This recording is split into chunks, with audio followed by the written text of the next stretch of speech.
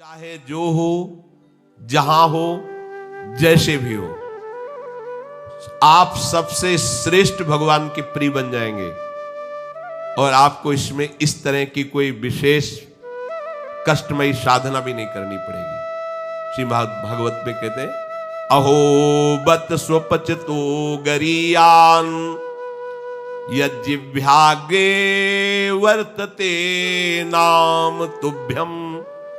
ध्यान दीजिए, ते पुस्तपस्ते जुहुवुः शश्नुरार्या ब्रह्मानुचुर्नाम गृणन्ति ये ते। जिसके जिह्वा में राधा राधा राधा, श्री हरि राधा, राधा कृष्ण, राधा वल्लभ, राधे श्याम, या जो राम कृष्ण हरि शिव नाम जो तुम्हारे गुरुजी ने दिया हो या जो तुम्हें प्रिय लगे, मन से नहीं कह रहे, यज्जिह्वाग्रे वर्तते नाम तुभ्यम। जिसकी जीव के अग्रभाग में ऐसा स्वभाव बन गया है, चल रहा है नाम जप करे, बोले अहो बत स्वपचतो गरीयान। यद्यपि वो स्वपच है, फिर भी गरीयान वो सबसे श्रेष्ठ है। हरिराम व्यास जी ने कहा कि रैदास जी की चरण धूल के सामने करोड़ों ब्राह्मण नहीं है, क्योंकि उनकी जिह्वा पे निरंतर हरि का नाम विराजमान है। इसीलिए यहां ब्रजवासी सब ब्रह्मा से भी परम पवित्र और श्रेष्ठ माने गए। व्यास मिठाई विप्र की तामे लगे आग, वृंदावन की स्वपच की जूठन खाइए मांग। हे बड़े मस्त है ब्रजवासी। प्रातः काल एक बार मंगला करके श्री जी की जा रहे थे, तो एक माई ठेलिया में कूड़ा करकट ऐसे मस्ती बिहारी जी के पद गा रही थी। जपे जा राधा राधा नाम, बसे जा श्री वृंदावन धाम, मिलेंगे कुंज बिहारी ओढ़ के कांवर का। ठेलिया ऐसे कूड़ा के लिए रोका और कुछ भेंट दिया, चरणों में प्रणाम। ये है हमारे वृंदावन की शोभा है, जिनकी जिह्वा में बिहारी बिहारिंजू का जस बसा हुआ है, परम पावन श्रीधाम वृंदावन की परिचर्या में लगी हुई। तो व्यास मिठाई विप्र की तामे लगे आग, वृंदावन के स्वपच की जूठन खाइए मांग, क्योंकि ये हरि प्रेम प्रदान कर देंगे। किसी की सामर्थ्य नहीं कि संतों के माथे पे हाथ रख दे। एक ब्रजवासी का छोरा छोटा सा हो, उसके पैर छो, कोई भी हो ऐसे लबा के हाथ, जा बाबा। और उसको जब प्रणाम किया ना, भैया लाडली जी कृपा करे तो पे बाबा, हृदय निहाल हो गए। ये आशीर्वाद कौन दे सकता है? देखो बरसाले के गोसाई पर चरण छुओ, सीधे लाडली जू से ऐसे हाथ करके बात करते हैं। लाडली जू, आपको विश्वास नहीं? अगर विश्वास कर लो तो लाडली जू उनके करकमल से सेवित है, वो जो कह रहे हैं वही लाडली जू करेंगी। भोरी सरकार है, पर हमें मनिलता मन की होने के कारण इन सब भावों पर विश्वास नहीं रहता। कह रहे कोई भी तपस्वी उसकी समानता नहीं कर सकता। जिसकी जिह्वा के अग्रभाग पर उसने सारी तपस्याएं कर ली, सारे तीर्थ स्नान कर लिए, भागने की जरूरत नहीं, राधा राधा बोलो। सारे तीर्थ स्नानों का फल तुम्हें उसी क्षण मिल जाएगा जो तुम्हारी जिह्वा के अग्रभाग पर श्री हरि का नाम, प्रियाजू का नाम विराज। सारे वेदों का अध्ययन कर लिया, अब उसे कुछ अध्ययन करने की जरूरत नहीं है। जो बड़ी बड़ी तपस्याओं से, तीर्थयाटन से, वेदाध्ययन से, यज्ञ आदि से गति मिलना दुर्लभ है, वो तुम्हें नाम से प्राप्त हो जाए। कौन हो, कहां हो, कैसे हो, कोई प्रश्न नहीं। जैसे हो, जिस परिस्थिति में, जिस विषय में फंसे हो, वहीं से तुम्हें नाम उठा के महात्मा बना देगा, तुम्हें धनवान बना देगा, यशस्वी बना देगा। तुम तेज से संपन्न हो जाओगे। नाम का तेज, भगवान नाम का तेज है, प्रताप है भगवान नाम का। एक बार नाम आप बसा के तो देखो हृदय में, जोर से आलाप लोगे नाम का, प्रकृति का परिवर्तन हो जाए। अरे स्वामी का नाम है, सुमीर पवन सुत पावन नामू अपने बस करी राखे। जपहि नाम जन आरत भारी, मिटहि कुसंकट होय सुखारी। इदम ही पुंसस् तपसः श्रुतस्य वा, स्विष्टस्य सूक्तस्य च बुद्धि दत्तयोः। अविच्युतोऽर्थः कविभिर निरूपितो, यदुत्तम श्लोक गुणानुवर्णनम। बड़े बड़े वेदनिष्ठ ब्रह्म ऋषियों ने निश्चय किया है कि भगवान के नाम का निरंतर जप गुण कीर्तन, इससे बड़ा कोई तप नहीं है, कोई वेदाध्ययन नहीं, कोई यज्ञ नहीं, कोई ज्ञान या कोई दान इससे बढ़कर के नहीं है। बस प्रभु के नाम में तुम्हारी प्रीति हो जाए। कलिम सभाजयन्त्यार्या गुणज्ञाः सारभागिनः, यत्र संकीर्तने नैव सर्वः स्वार्थो भी लप्यते। न हृतः परमो लाभो देहिनां भ्राम्यतामिहि, यतो विन्देत परमां शांतिम नश्यति संस्कृति। ये कलिकाल किसी को बख्शेगा नहीं, अगर नाम जप नहीं तो बुद्धि को भ्रष्ट कर देगा। इसका प्रभाव है कपट, चतुरता, बेईमानी और पापाचरण में रति, इसका प्रभाव है। कली इन दोषों से संपन्न है, पर एक इसका महान गुण है, जिसकी जिह्वा पे प्रभु का नाम होगा, इसके कोई भी दोष उसका स्पर्श नहीं कर सकते, और कली स्वयं भयभीत हो जाता है जिसकी जिह्वा पे नाम है। इसकी एक बड़ी प्रशंसा है, 10,000 वर्ष तपस्या करने पर जो फल मिलता है, 24 घंटे निरंतर नाम जप करने से मिल जाएगा। कलयुग की ये विशेष महिमा है। हम लोगों को भगवत प्राप्ति बड़ी सहज है। दाहिने पैर के अंगूठे के बल हाथ उठा के ऊपर से, बोले कितने वो 10,000 वर्ष, ऐसे 10 सेकंड नहीं खड़े हो सकते अपने लोग, नहीं। दाहिने पैर के अंगूठे के बल हाथ उठा के 10 सेकंड नहीं खड़े हो सकते। और वो अवश्य भगवान की प्राप्ति की बात नहीं कही गई, वो अलग अलग कामनाओं की अलग अलग लक्ष्य। 24 घंटे नाम कीर्तन करने से वो फल प्राप्त हो जो उनको 10,000 वर्ष ऐसे करने से। कलयुग का बड़ा प्रताप है।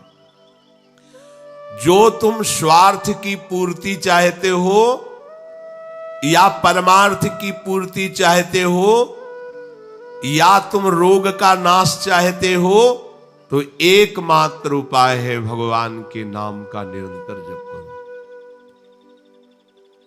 निरंतर शब्द में बड़ी कठिनता है। महात्मा जन इसी का प्रयास करते। अव्यावृत भजनात्, ये सिद्ध अवस्था है निरंतर भजन। आपसे निरंतर ना हो तो थोड़ी थोड़ी देर में स्मरण करने का अभ्यास बना लीजिए। एक बार सत्संग में कि अगर 5 मिनट में एक बार राधा बोल दो, कि हर 5 मिनट में एक बार राधा बोलना है।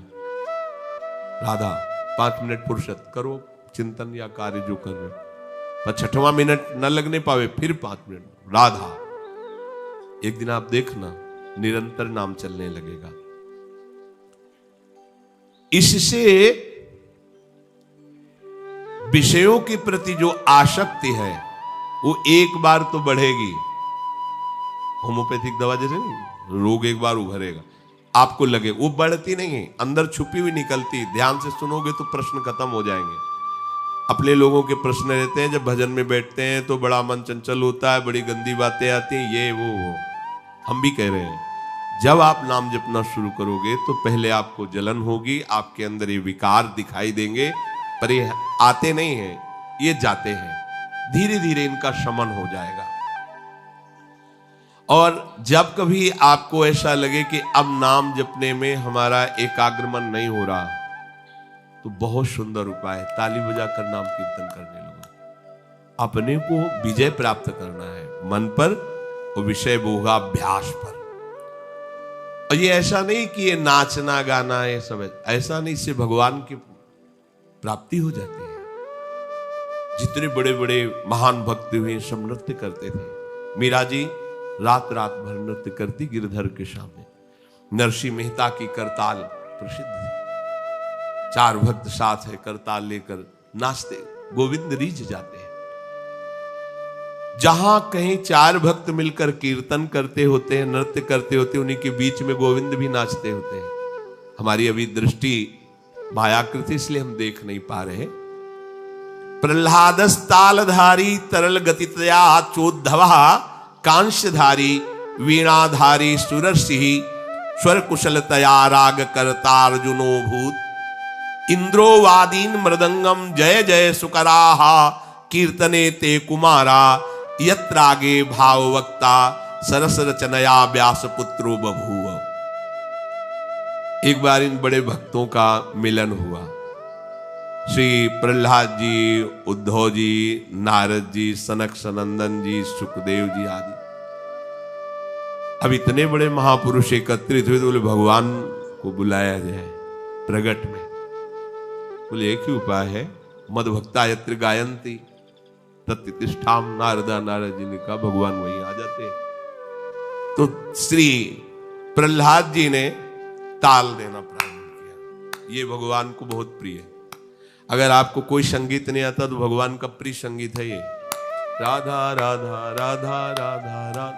ना किसी की जरूरत है और ना किसी के सहयोग की। ले भाई ढोलक हारमोनिया अगर नहीं बजा लेते हो, कोई राग लेते, हम कह रहे कोई राग ले, राधा राधा राधा राधा ताल की, ये हमारा ताल बज रहा है। ये बहुत बहुत ही काम की बात है। आप मान लीजिए, आपको मन लगाने के लिए बहुत बढ़िया उपाय और भगवत प्रसन्नता का बहुत बढ़िया उपाय।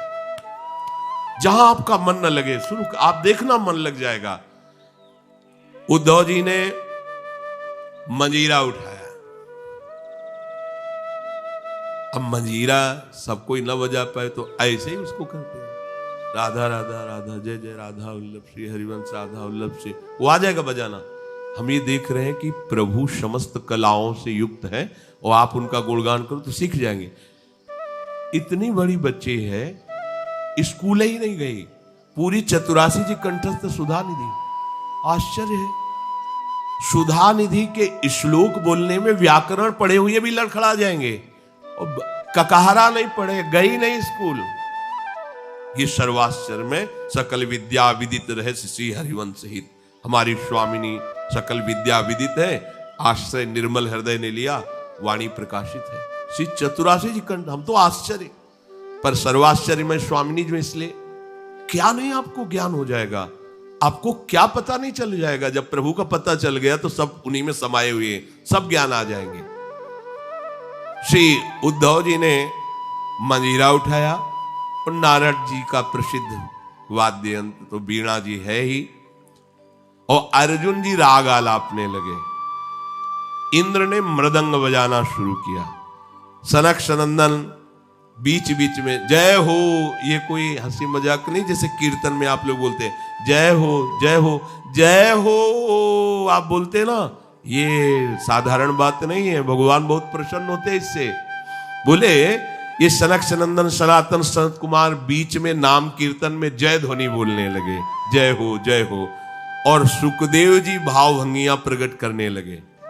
जीव ही एक कीर्तन और नृत्य हुआ तो बीच में देखा प्रभु प्रकाशित हो गए। तासा मावीर भूत छोरी स्मयमान मुखाम्जा पीतांबर धरासरग भी साक्षात मत। और वो भी कोई खड़े लगे हुए, वो भी तो नटवर नागर है, सकल कलाओं में प्रवीण। तो प्रभु नृत्य कर रहे हैं, भक्त जन आसपास मृदंग में। कैसा आनंद! ये जो आनंद आपको आता है, तो आनंद कौन है जानते हो? श्री कृष्ण। सच्चिदानंद रूपाय, उनका रूप क्या है? आनंद। आपके हृदय में उमगल, सबके हृदय में भगवान आ रहे हैं। बोले हमारा अनुभव नहीं हो रहा, मलिन यंत्र है, यही करते रहो। थोड़ा आनंद आया ना, अब पूरा आनंद आ जाएगा। और जिस दिन पूरा आनंद आया, उस दिन से फिर तुम्हें कोई घसीट नहीं पाएगा। माया का जो आकर्षण है। भगवद आदि पुरुषस्य नारायणस्य नामोच्चारण मात्रे निर्धूत कलिर्भवति। जो प्रभु श्री हरि का नाम उच्चारण मात्र करता रहता है, कोई भी कलयुग का दोष उसके अंदर। कलयुग बड़ा सूक्ष्म विषय है। देखो, गर्भ में ही जिनको भगवान का साक्षात्कार हो गया था, वो परीक्षित महाराज देखा कि एक जो शूद्रवत आचरण करने वाला पैर से मार रहा है, डंडों से मार रहा है बैल, बीच बीच में लात।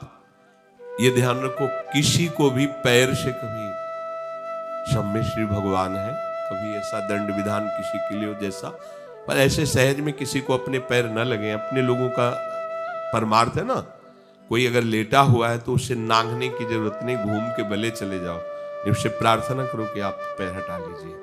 ये ऐसे किसी को नांगना, किसी के पैर मारना, ये सब गंदे आचरणों में आता है। ये भक्तों के द्वारा ऐसा नहीं होता।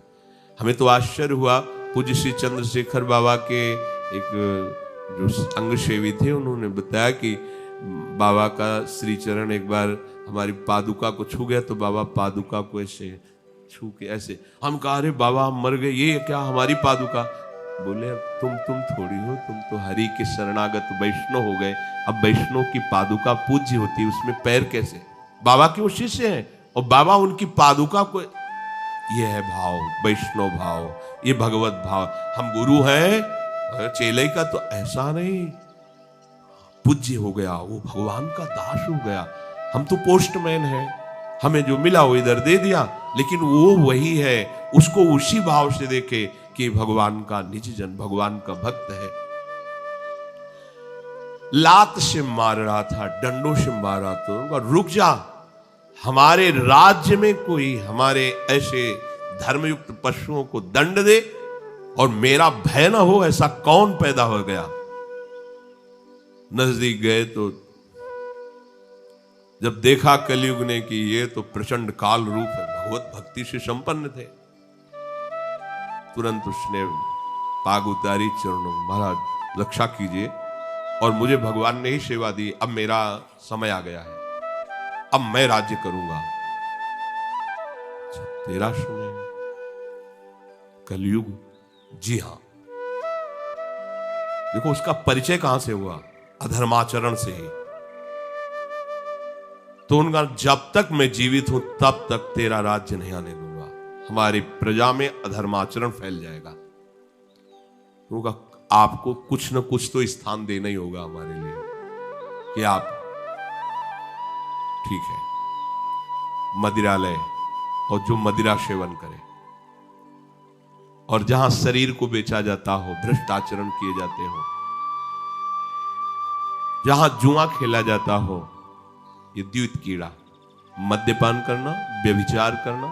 व्यभिचार उसे ही कहते हैं जो धर्म से रहित काम संभोग होता है, जो अपनी एक पत्नी व्रत रहकर भगवान की भावना से संतानोत्पत्ति की क्रिया, वो उसे व्यभिचार नहीं कहते हैं, वो दोष युक्त नहीं, गृहस्थ धर्म के अंतर्गत है। लेकिन जो अन्य ऐसी भावना कलयुग को आदेश दिया कि आप रह सकते हो, उसमें जो मदिरा पीता है, जो भ्रष्टाचरण करता है और जो मांस खाता है और जो दैत्य कीड़ा करता है, आप, क्योंकि वहां कोई ऐसा करता ही नहीं था, यहां रह सकते हो। उनका महाराज आपने सब गंदे गंदे स्थान तो दे दिए, थोड़ा तो सांस लेने की जगह दो। उनका ठीक है, अधर्म से कमाया हुआ स्वर्ण पुष्पत महाराज, वो खुश हो गया। हाँ हाँ ठीक है महाराज, आपकी आज्ञा के विरुद्ध बिल्कुल नहीं चलूंगा। चले आए। जरासंध का जब वध हुआ था तो उसका मुकुट जो था उसको लेके विजय में, जिसकी विजय, तो भीम ने ही तो भगवान की प्रेरणा से, तो अब ये उन्हीं के तो वंश में है ना, ऐसे धरते ही शिकार की वृत्ति जागृत हुई। जंगल में गए, शिकार तो मिला नहीं, प्यास से व्याकुल हो गए। एक महात्मा समाधि में बैठे हुए थे, उनके आश्रम में प्रवेश किया। महात्माओं के आश्रम में प्रवेश करने की मर्यादा होती है।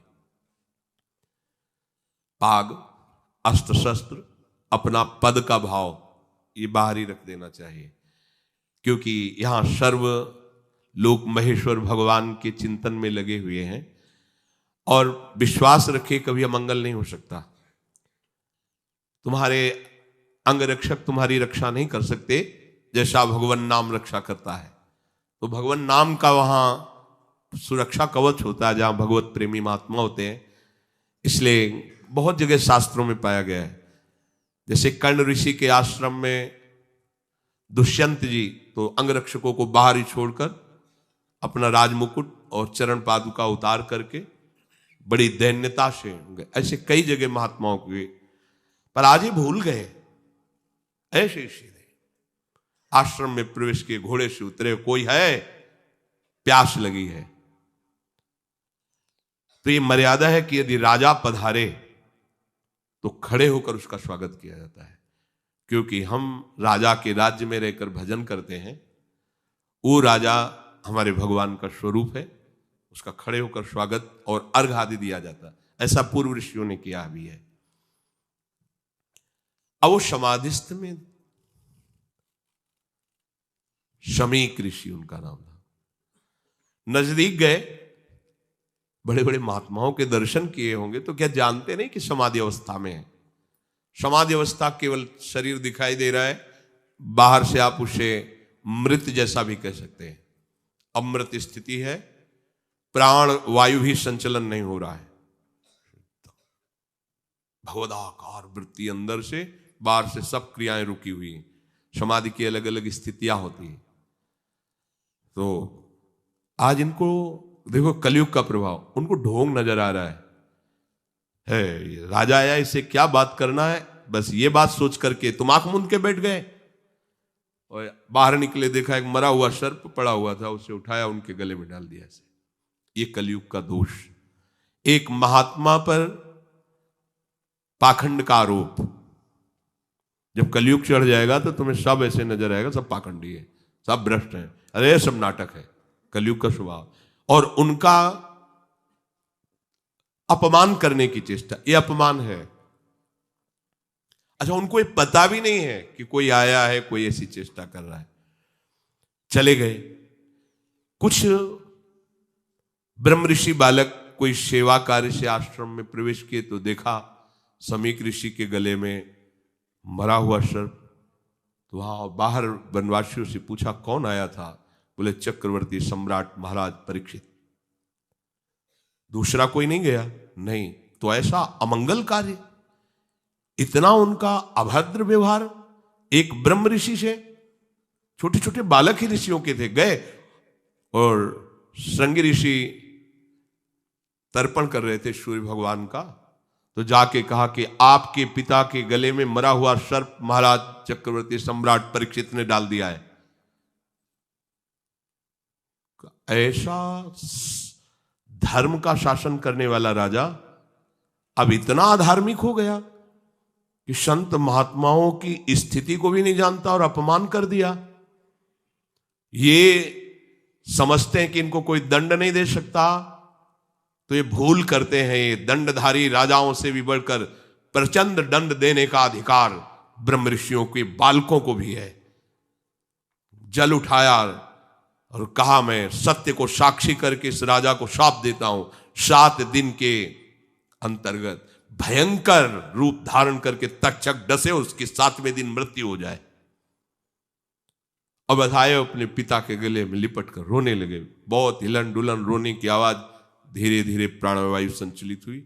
आंख खुला और कहा रो क्यों रहे हो? उन्होंने कहा कि गले में सर्प डाल करके परीक्षित जैसा अपमान, कोई बात नहीं है, और हमें चाहिए था कि हम उनका उठकर स्वागत करते, उनको जलादि पिलाते, गलती हमारी है। देखो ब्रह्म ऋषि। तो अन्य ऋषि बालकों ने कहा कि श्रृंगी ने तो शाप दे दिया, तुमने भयंकर ऐसा कैसे कार्य, वो शाप के योग्य है? क्या शाप दिया? बोले 7 दिन में तक्षक सर्प आएगा, डस लेगा। अब तो उनकी भी सामर्थ्य नहीं, पिता की भी कि मिटा सके। ब्रह्म ऋषि के वचन ऐसे नहीं होते। अब तो ना ब्राह्मणत्व रह गया, ना तपस्या रह गई, न भजन रह गया है, ना भाव रह गया है। दिन भर हम झूठ बोलते रहते तो हम कुछ भी बोले क्या लागू होगा? जो सत्य का चिंतन करता है, ब्रह्मचर्य से रहता है, सत्यवाणी बोलता है, वो आज भी बोल दे तो वैसे ही हो जाएगा जैसा बोलेगा। एक बालक के वचन को ब्रह्म ऋषि भी नहीं मिटा सकते। अपने शिष्यों को भेजा, जाओ निवेदन करो महाराज परीक्षित को। उधर हो गए, जीव ही मुकुट उतार कर ये क्या हो गया, मेरे द्वारा ये क्या, हाय हाय मच गया हृदय में। मैं किसी महात्मा के साथ ऐसा व्यवहार कैसे कर सकता हूं, भगवान मुझे दंड दे। ये है धर्मात्मा का, भगवान मुझे दंड दे, बिल्कुल क्षमा न करे। इतने में ऋषि के शिष्य पहुंच जाते हैं और कहा महाराज आपको एक सूचना है, वो बड़ी अशुभ सूचना है। आपके द्वारा जो कृत्य हुआ उसका दंड विधान संज्ञ ऋषि ने कर दिया है। आज के 7वें दिन तक्षक सर्प आपको डसेगा, आप अपना उपाय कर लीजिए। कल्याण का, बचने का तो कोई उपाय ही नहीं है। बहुत प्रसन्न हुए, जैसे किसी ने उनको महासुख दे दिया। ये है भगवान के आश्रित, कोई भी साप ताप भय नहीं प्रदान कर सकता। प्रसन्न हुए, मैं तो मांग ही रहा था कोई दंड मिले। बहुत अच्छा हुआ, जन्मेजय को बुलाया, उसी क्षण रात दिया। और गंगा किनारे जा करके बस आमरण अनशन व्रत, एक बूंद पानी भी नहीं पीऊंगा, और कैसे भगवत प्राप्ति हो 7 दिन में चिंता नहीं कर रहे थे। बड़े बड़े संत महात्माओं ने जब साप की बात सुनी, सब आ गए गंगा किनारे। उसमें भगवान व्यासदेव जी, वशिष्ठ जी, बड़े बड़े महापुरुष नामी सब आ गए। सबसे पूछा 7 दिन में निश्चित भगवत प्राप्ति हो जाए, आप सब हमें ऐसा उपाय बताइए। सब आपस में विचार ही कर रहे थे। इतने में देखा कि आनंद में मगन हुए निर्वस्त्र दिगंबर भगवान सुखदेव जी, 16 वर्ष की अवस्था है, कृष्ण नाम जिह्वा से निकल रहा है, जीव ही आए, सब खड़े बीच में। कैसे 7 दिन में भगवत प्राप्ति? बोले 7 दिन के पहले ही तुम्हें हम साक्षात्कार करवा देंगे। श्रीमद् भागवत श्रवण कराया और पूछा, बेटा परीक्षित तुम्हें इस समय क्या तक्षक से डर है? तो उनका नहीं भगवान, आपने मुझे ऐसी स्थिति प्रदान कर दी कि एक तक्षक क्या करोड़ों महाकाल का रूप धारण करके भी आवे, मुझे कोई डर नहीं, क्योंकि मैं ऐसी स्थिति को प्राप्त हो गया हूं, मृत्यु मुझे छू नहीं सकती। उठे और चल दिए। इतने बड़े महापुरुष को भी कलयुग ने ठग लिया था, पर भगवान का आश्रय था ना। तो कह रहे कि कलयुग का बिल्कुल भी प्रभाव उसके ऊपर नहीं पड़ेगा जो नाम जप करता रहेगा।